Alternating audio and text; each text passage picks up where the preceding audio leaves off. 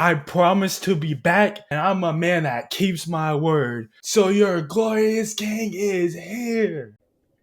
Anyways, this is the Dead Demon's Destruction video that I promised in the last video. Before I get into the topic of the video, for anybody that is unfamiliar with Dead Demon's Destruction, well, the actual name is a lot longer than that, but because I don't want to get a stroke, I'm going to shorten it to Dead Demon's Destruction.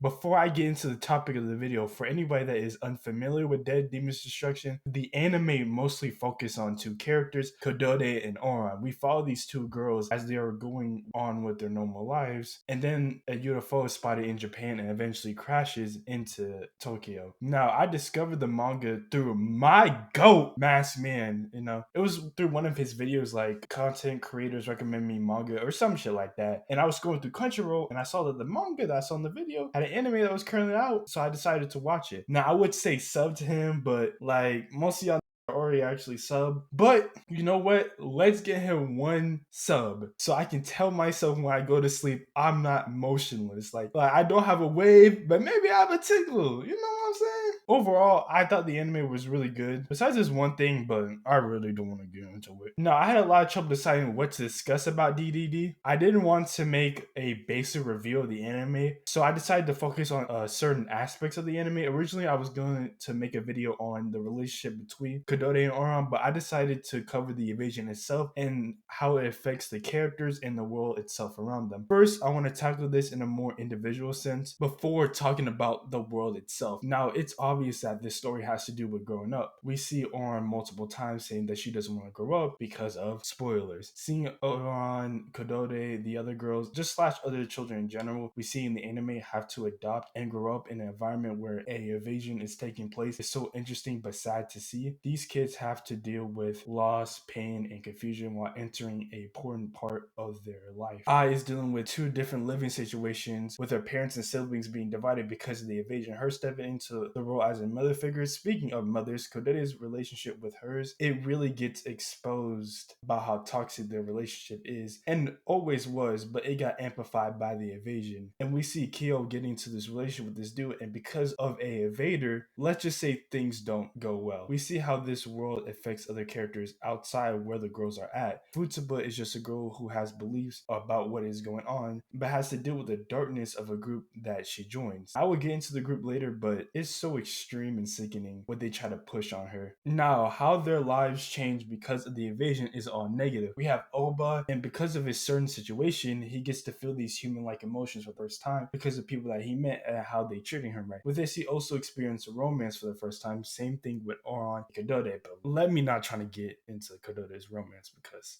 it's weird. Even though in the state of confusion, being able to still have fun and find the light in these dark times is truly wholesome. Now, let's talk about politics. Okay, for real, I ain't trying to dive that deep into it. I do want to talk about how the government just completely their people. At the end of the anime, they did something really despicable when things got really bad in Tokyo. Even though it was sad and awful, it's something that I would believe that a government would do in that situation. They build these robots to help the people from the invaders, but yeah, it doesn't go well at all. There's something I won't go into because spoilers, but what happens in the timeline of the show, it's sad that during invasion, the biggest enemies to humans are humans in positions of power. To be fair, this isn't just a Japanese government because America does some shady shit to Japan. Not really helping Japan, but just getting what they want. Now, the government makes it seem like the invaders are the enemy, which also causes a divide between the people. Some who believe that they should die, while others think that they should get treated like humans. The invaders are human-like-ish, but obviously with big differences. Now, the invaders aren't fully innocent, but they do get treated like dirt. I like how it represents how divided people can get over certain tragedies or major things happening within the world. We see this in real life, and I just think the anime does a very good job at covering it. Now, this isn't the first anime or manga to tackle a topic like this, but the anime does a fairly well job at covering this topic, especially one character, and it does a great job at showing both sides. To keep it on the division, we see groups getting made with these political stances, like the one Kyo joins, and they try to get her to do something crazy. The group starts off as a non-violent protest group, but eventually it falls off the rails at the end, and the group on the other side is run by this crazy crazy person. Now, this group goes around and just murders invaders. They do this under the sake of justice. Now, there is some good that the group does by trying to get the government to tell the truth to everybody, but not gonna lie, he's just a sane person, and we see it a lot earlier. The invasion is just what kicks off his hidden craziness. Now, I could get more into how the invasion affected the social issues in Japan or how it affected people individually. We see a person try to get fake sympathy off of it and how people's relationships get altered because of this invasion. But I feel like I covered a lot, and I'm not gonna lie, this video was hard to make without spoiling it, so I had to get into some. And see, even then, I still think I told a lot too much. I try my best not to make this video without spoilers. Maybe I should have made it with spoilers. Who knows? Maybe I'll make a follow-up video to this. But I do apologize for that because I did go into more spoilers than I planned to do. But with that said, like always, have a great day, y'all.